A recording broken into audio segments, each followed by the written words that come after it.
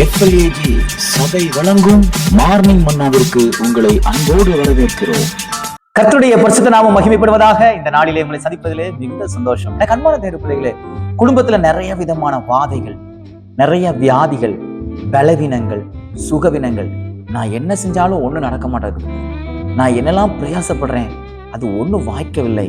நான் ரொம்ப கஷ்டப்படுறேன், என்னால சில காரியங்களை மீட்டெடுக்க முடியலன்னு ரொம்ப வருத்தத்தோட கூட இருக்கீங்களா? கர்த்தர் இன்னைக்கு உங்க கூட பேசுகிறார். சங்கீதம் புஸ்தகம் 130வது வசனம் இப்படியாக சொல்லப்பட்டிருக்கிறது. பினெகாஸ் எழுந்து நின்று நியாயம் செய்தான், அதனால் வாதை நிறுத்தப்பட்டது. பினெகாஸ் என்கிற தேவனுடைய மனுஷன், இஸ்ரவேல் ஜனங்களுக்குள்ளே தேவன் ஒரு பெரிய வாதையை கட்டளையிடுகிறார். பெரிய வாதை. இந்த வாதையை தடுத்து நிறுத்த முடியவில்லை. இந்த ஜனங்கள் ஆண்டவரை அறியாதது போல நடந்து கொண்டு தேவன் அருவருக்கக்கூடிய காரியங்களை இவர்கள் செய்தது நிமித்தமாய், தேவனுக்கு மிகவும் இகழ்ச்சியான காரியங்களை செய்த நிமித்தமாய். பாருங்க, எங்க அம்மா என்ன பெற்றிருக்கிறாங்க, எங்க அப்பா இருக்காங்க. நான் எங்க அப்பாவை விட்டுட்டு, எங்க அம்மாவை விட்டுட்டு இன்னொருத்தவங்களை போய் நீங்க தான் எங்க அப்பா, நீங்க தான் எங்க அம்மா அப்படின்னு சொன்னா எப்படி இருக்கும்? அவங்க கூட போய் சாப்பிட்டுட்டு அவங்க கூட போய் இருந்தா அவங்க மனசு எவ்வளவு துக்கப்படும், கொஞ்சம் யோசித்து பாருங்க. அதே போலதான் தேவனுடைய இருதயம் துக்கப்பட்டுச்சு.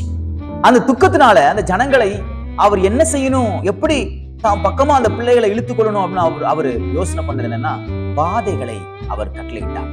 இப்படிப்பட்ட போராட்டங்களையும் வியாதிகளையும் சுகவீனங்களையும் ஆண்டவர் கட்டளையிட்டார். அப்படியாவது என் ஜனங்கள், என் பிள்ளைகள் என் பக்கமாக வருவார்களா என்று எதிர்பார்த்தார். ஆனால் ஜனங்கள் திருதின பாடு இல்லை. பினெகாஸ் என்கிற ஒரு பரிசுத்தவான் எழுப்புகிறார். எழும்பி நின்று ஆண்டவருக்கு விரோதமாக அவர்கள் செய்த பாவங்களை கண்டித்து உணர்த்துகிறார். உங்களை யாராவது தேவனுக்கு விரோதமான பாவங்களை செய்யும் போது, நீ இதை வணங்காத, இதை இங்க போகாத, இதை சாப்பிடாத, இதை செய்யாத என்று தேவனுக்கு விரோதமான காரியங்களை உங்களுக்கு போதிப்பார்களானால் அவர்களை பகைக்காதிருங்கள். காரணம், அவர்கள் நியாயம் செய்யும் பொழுது, அவர்கள் உங்களை நியாயப்படுத்தும் பொழுது, அவர்கள் உங்களை சரி செய்யும் பொழுது, அவர்களுக்கு உங்களை முழுமையாக ஒப்புக் கொடுங்கள்.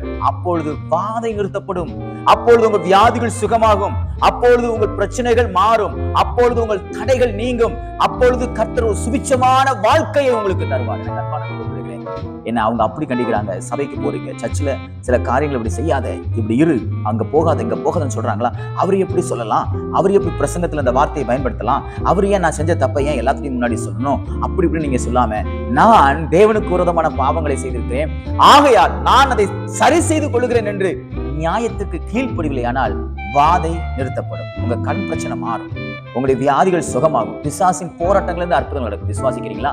நான் சொல்வது போல இன்றைக்கு கர்த்தர் உங்களை ஒரு பினெகாசாய் எழுப்பி இருக்கிறார். பினெகாஸ் எப்படி எழுந்து நின்று நியாயம் செய்தானோ, அதே போல நியாயம் செய்யும் பொழுது உங்களுக்கு இருக்கக்கூடிய வாதைகளை கர்த்தர் நிறுத்துவார், வியாதிகளை நிறுத்துவார், போராட்டங்களை நிறுத்தி இன்னைக்கு ஒரு சந்தோஷத்தையும் சமாதானத்தையும், ஒரு தெளிவுள்ள ஒரு புத்தியையும் நல்ல ஒரு சுகத்தையும் கர்த்தர் தந்து உங்களை வழி நடத்துவாராக. God bless you.